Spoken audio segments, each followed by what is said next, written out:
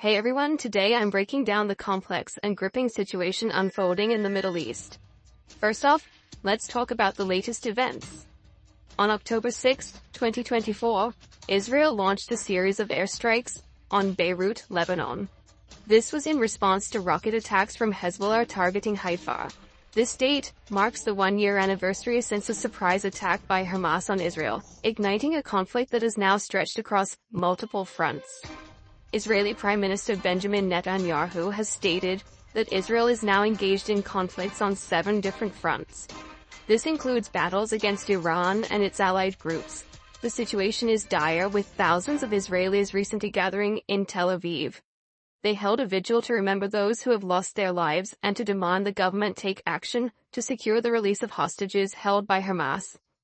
Meanwhile, Israel has initiated a new military operation in Gaza targeting Hamas. This has led to widespread displacement of residents and a growing number of casualties. The humanitarian crisis in both Lebanon and Gaza is worsening by the day. Thousands have been killed, and millions have been forced to flee their homes. The United Nations has expressed grave concern over the escalating violence. Protests calling for an end to the war have erupted worldwide. Now, let's rewind a bit. October 6, 2024 marked the one-year anniversary since Hamas launched a surprise attack on Israel. Since then, Israel has been battling on multiple fronts. The initial response from the Israeli military aimed at eliminating Hamas in Gaza and securing the release of hostages taken during the initial attack. Despite a year of intense fighting, Israel's objectives remain unfulfilled. The conflict has resulted in a heavy death toll on both sides, with Gaza experiencing widespread destruction. Israel's control over strategically important areas, such as the Philadelphia corridor, has drawn criticism from the international community. The conflict isn't contained to Gaza alone.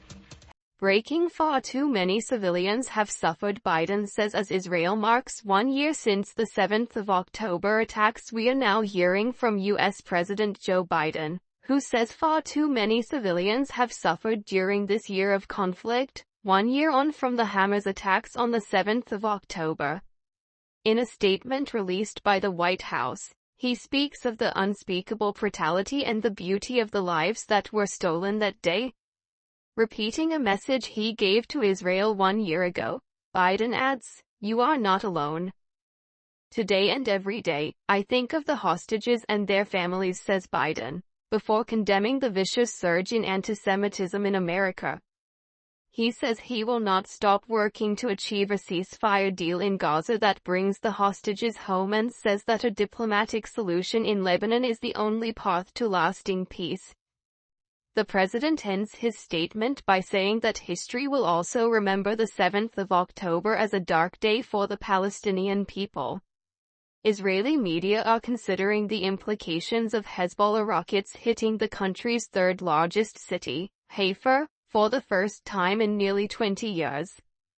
Haifa, a northern port city home to more than 250,000 people, is far outside the zone from which residents nearer the Lebanese border began to be evacuated last year. Some commentators are expressing concern the Iron Dome defense did not intercept 2 of the 5 rockets reported to have been launched. Eliran Tal, spokesman for the Haifa municipality, spoke to us a short time ago. He confirms this was the first time the city has been targeted since the 2006 Lebanese war between Israel and Hezbollah, which lasted a month. Tal says 2 neighborhoods were hit, with 8 people suffering minor injuries. When asked about the Hezbollah claim they were aiming for a military site south of the city, he says this is an attack on civilian population. The spokesman estimated that 95% of the population of Haifa were staying put.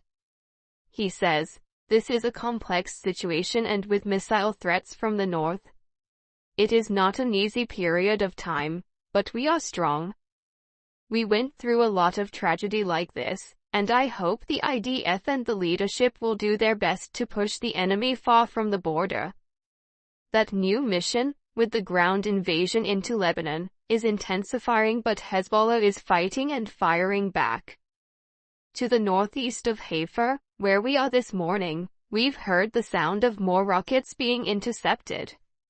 Lebanon Health Ministry says 10 firefighters killed in Israeli strike. We are getting reports of an Israeli strike in southern Lebanon which has killed several firefighters, according to the country's health ministry. The health ministry says a raid on a building in Beersheba killed 10 firefighters. We'll bring you more as we have it. New strikes launched at northern Israel. Hezbollah says meanwhile in northern Israel, Hezbollah has recently said it launched rockets towards Haifa. Haifa was struck by rocket fire overnight, an incident that the Iranian-backed militia group also took credit for. Earlier, we reported 10 people were injured by shrapnel and debris from the missiles. The group also says it launched missiles towards Carmel, a town in Beit Har-Kerem Valley in the Galilee region of northern Israel. We've just been speaking on the phone to 32-year-old Ashraf Eldus, who is in the southern Gaza city of Khan Yunis.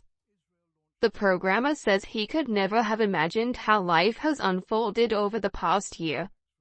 He has now been displaced 4 times. He says he was at work and had just switched on his computer when he learned of the Hamas attacks on the 7th of October. He had only recently returned to Gaza from living in Qatar. I thought it would last 1 or 2 days. One of them will hit the other and then it will finish, he says. A lot of friends called me to tell me to leave. I remember saying I won't leave now, give it 1 week and I will leave. I wasn't expecting this.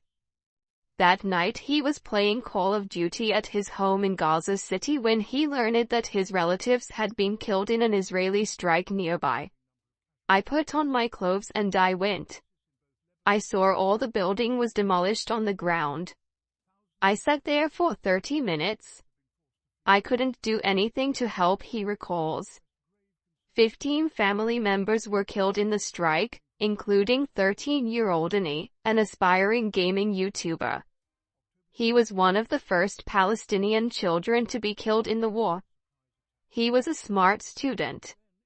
He used to contact me because his dream was to be a famous YouTuber, Arif says. To some, Ani has become a kind of symbol, representing the loss of children in the Gaza Strip. He dreamed of his YouTube channel one day reaching 1 million subscribers. After he died, those dreams came true, with 1.74 million subscribers today. Contacted last year, the Israeli military would not comment on the specific strike but said Hamas had a documented practice of operating from nearby, underneath and within densely populated areas. It said it regretted any harm caused to civilians or civilian property as a result of its operations. 1 year on, the 7th of October, still an open wound across Israel. Grief is still raw. Charred, gutted houses remain. 1 year on, kibbutz like Nir Ounce are still trapped in the pain of the 7th of October. Some residents of what was once a pretty place of flowering Frangipani, a close-knit community of 400 people, have found strength to return to the scenes of carnage to hold vigils for their loved ones. I cannot imagine what these kids went through as their parents were bleeding to death and they were suffocating, reflects Rainey Bugler, as we stand in front of the blackened shell of her brother Yonartan's home. He, his wife Tamara, 3 young children, and their grandmother Carol were all murdered that day. Carol's partner Julian Cohen managed to hold onto his shelter's door to keep Hamas fighters out. I asked my doctor how an old man like me could do that, and he told me we find force in these moments. Our hope and prayer had been that we could find peace with our neighbors in Gaza, he remarks sadly. But you cannot sit down to talk with people whose reason for being is to take you away and kill you. A quarter of the Nir Ounce community, 117 people, many of them peace activists, were killed or kidnapped. Until everyone is accounted for, all 251 hostages seized that day, the 7th of October remains an open wound, here and across Israel. In Ethiopia, Government communication has informed that an earthquake has occurred in Awash, Methara Fentale mountain area. In Ethiopia, government communication has informed that an earthquake has occurred in Awash, Methara Fentale mountain area. It is 4.9 on the Richter scale. It happened at a distance of about 150 kilometers. The tremor was felt as far as Addis Ababa, he said. It has not been confirmed whether the Sheikha earthquake occurred outside of the Fentale Mountains, apart from the tremors in the rift valleys, he added. Can it happen again? What precautions should be taken? Addis Ababa University Director of Geophysics and Space Science Dr. Elias Levi say what? Can it happen again? There have been these kinds of vibrations lately.